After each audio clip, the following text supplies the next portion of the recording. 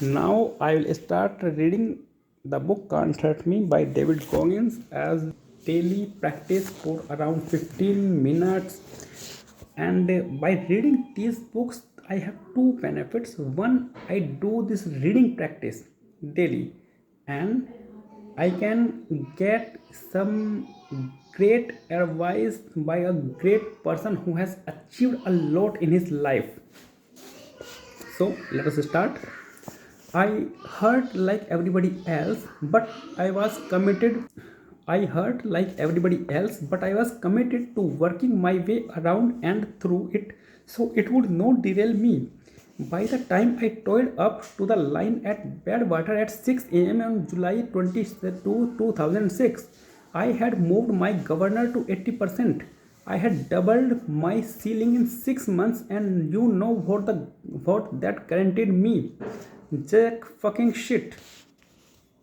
Badwater has a staggered start. Rookies started at 6 am, veteran runners had an 8 am start, and the two contenders wouldn't take off until 10 am, which put them in Death Valley for peak heat. Chris Costman was one hilarious son of a bitch, but he didn't know he had given one hard motherfucker a serious tactical advantage. Not me. I am talking about Akos Konya.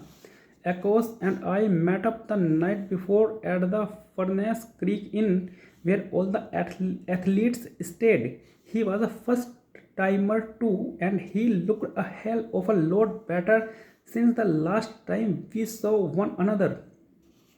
Despite his issues at the Hurt 100, he finished by the way in 35 hours and 17 minutes.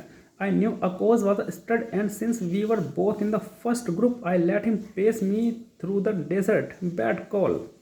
For the first 17 miles, we were side by side, and we looked like an odd couple. Akos is a 5 foot 7 inches, 122-pound Hungarian. I was the biggest man in the field at 6 feet 1 inches, 195 pounds, and the only black guy too. Akos was sponsored and dressed in a colorful branded getup. I wore a torn grey tank top, black running shorts, and streamlined Oakley sunglasses. My feet and ankles were wrapped in compression tape and stuffed into broken-in but still springy running shoes. I didn't wear Navy SEAL gear or Warrior Foundation garb. I preferred to go incognito. I was the shadow figure filtering into a new world of pain. Although Akos set a fast pace and the heat didn't bother me, partly because it was early and because I had heat trained so well.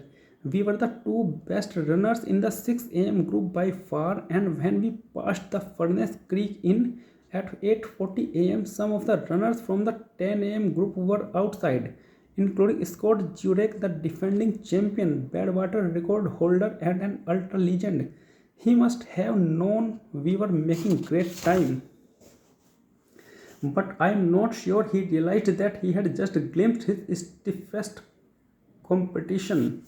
Not long after Akos put some pace between us, and at mile 26, I started to realize that once again I went out way too fast. I was dizzy and light-headed, and I was dealing with GI issues. Translation: I had to shit on the side of the road, all of which stemmed from the fact that I was severely dehydrated. My mind spun with dire prognosis after dire prognosis. Excuses to quit piled up one after another. I didn't listen. I responded by taking care of my dehydration issues and pounding more water than I wanted. I went through the stop stovepipe wells checkpoint at mile 42 at 1:31 p.m., a 4 hour after Echoes. I had been on the race course for over 7.5 hours and was almost exclusively walking by then. I was proud just to have made it through Death Valley on my feet. I took a break, went to a proper bathroom, and changed my clothes. My feet had swollen more than I had expected, and my right big toe had been cuffing the side of the shoe for hours. So stopping felt like sweet relief. I felt the bloom of a blood blister on the side of my left foot. But I knew better than to take off my shoes. Most athletes size up their shoes to run Badwater, and even then they cut out the big toe side panel to create space for swelling and to minimize caffeine. Chafing. I did not, and I had 90 more miles ahead of me. I hiked the entire 18-mile climb to Town Pass at 4850 feet. As predicted, the sun dropped and I crested the pass. The air cooled and I pulled on another layer. In the military, we always say we don't rise to the level of our expectations, we fall to the level of our training. And as I hiked up the winding highway with my blister barking, I fell into the same rhythm I had found on my long rucks in the desert around Neeland.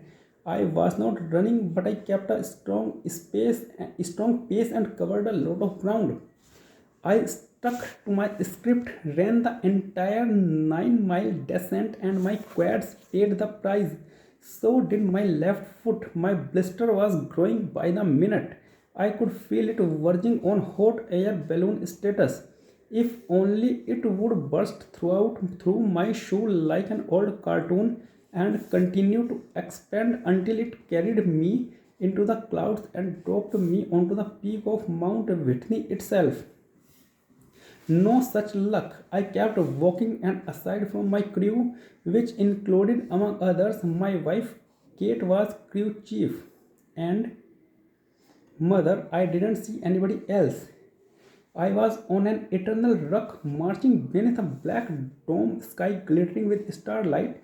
I had been walking for so long I expected a swarm of runners to materialize at any moment, then leave me in their wake.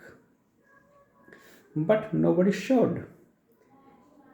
The only evidence of life on planet Pain was the rhythm of my own hot breath, the burn of my cartoon blister, and the high beams and red tail lights of road trippers blazing trails through the California night. That is until the sun was ready to rise and the swarm finally did arrive at mile 110. I was exhausted and dehydrated by then, glazed in sweet dirt and salt, when horse flies began to dive bomb me one at a time. Two became four, which became 10 and 15. They bare their wings against my skin, bit my thighs, and crawled into my ears. This shit was biblical, and it was my very last test. My crew took turns sweating flies off my skin with a towel.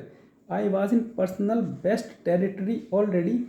I had covered more than 100 miles on foot, and with only 25 miles to go, there was no fucking way these devil flies would stop me, would they? I kept marching, and my crew kept setting flies for the next 8 miles. Since watching Echoes run away from me after mile 17, I hadn't seen another Badwater runner until mile 122 when Kate pulled up alongside me. Scott Jurek is 2 miles behind you, she said.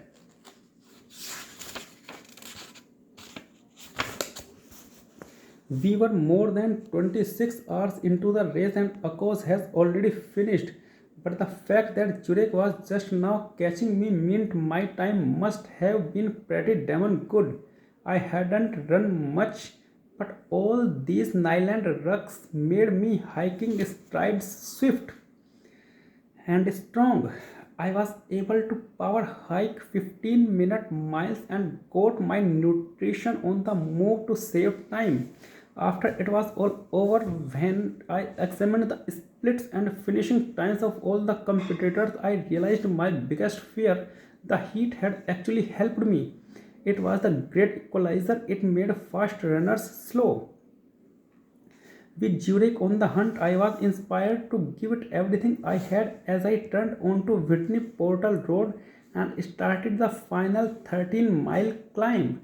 I flashed onto my pre-race strategy to walk the slopes and run the flats as the road switched back like a snake slithering into the clouds. Jurek was not pursuing me, but he was on the chase. A course had finished in 25 hours and 58 minutes, and Jurek had not been at his best that day. The clock was winding down on his effort to repeat as Badwater champion, but he had the tactical advantage of knowing Akos's time in advance. He also knew his splits. Akos had not had that luxury, and somewhere on the highway he had stopped for a 30-minute nap. Jurek was not alone. He had a pacer, a formidable runner in his own right named Dusty Olsen, who nipped at his heels. Word was Olsen ran at least 70 miles of the race himself. I heard them approach from behind, and whenever the road switched back, I could see them below me. Finally, at mile 128 on the steepest part of the steepest road in this entire fucked up race, they were right behind me. I stopped running, got out of the way, and cheered them on. Jurek was the fastest ultra runner in history at that point, but his pace was not electric that late in the game. It was consistent. He choked down the mighty mountain with each deliberate step. He wore black running shoes, a blue sleeveless shirt, and a white baseball cap. Behind him, Olsen had his long shoulder length hair coiled with a bandana.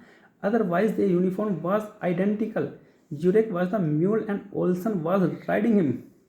Come on, jerker, this is your race, Olsen said as they passed me up. No one is better than you, no one. Olsen kept talking as they ran ahead, reminding Jurek that he had more to give. Jurek obeyed and kept charging up the mountain. He left it all out on the unforgiving asphalt. It was amazing to watch. Jurek wound up winning the 2006 edition of Badwater when he finished in 25 hours and 41 minutes. 17 minutes faster than Akos, who must have regretted his power nap, but that was not my concern. I had a race of my own to finish. Whitney Portal Road winds up a past exposed rock escarpment for 10 miles before finding shade in gathering stands of cedar and pine. Energized by Jurek and his crew, I ran most of the last 7 miles. I used my hips to push my legs forward, and every single step was agony. But after 30 hours, 18 minutes, and 44 seconds of running, hiking, sweating, and suffering, I snapped the tape to the cheers of a small crowd, a small crowd, crowd, crowd, a small crowd, a small crowd, a small crowd, crowd, crowd, small crowd, crowd, a small crowd. I had wanted to quit 30 minutes.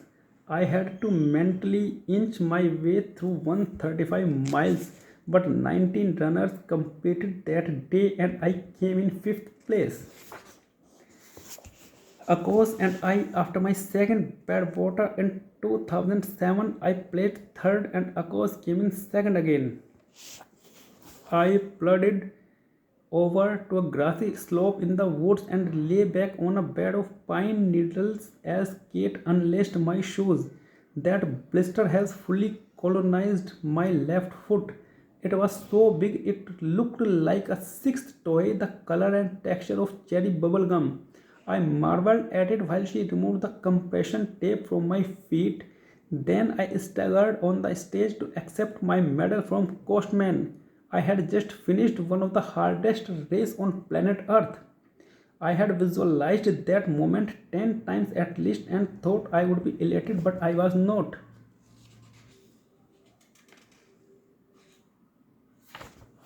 He handed me my medal, shook my hand, and interviewed me for the crowd. But as I was only half there while he spoke, I flashed to the final climb and a pass above 8,000 feet, where the view was unreal. I could see all the way to Death Valley. Near the end of another horrible journey, I got to see where I came from. It was the perfect metaphor for my twisted life.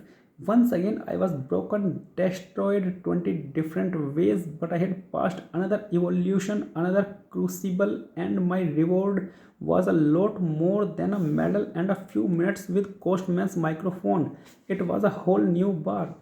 I closed my eyes and saw Jurek and Olsen, Akos and Karl Meltzer. All of them had something I didn't. They understood how to drain every last drop and put themselves in a position to win the world's most difficult races, and it was time to seek out that feeling for myself. I had prepared like a madman. I knew myself and the terrain. Thank you. That's it for the day. That's it for the day.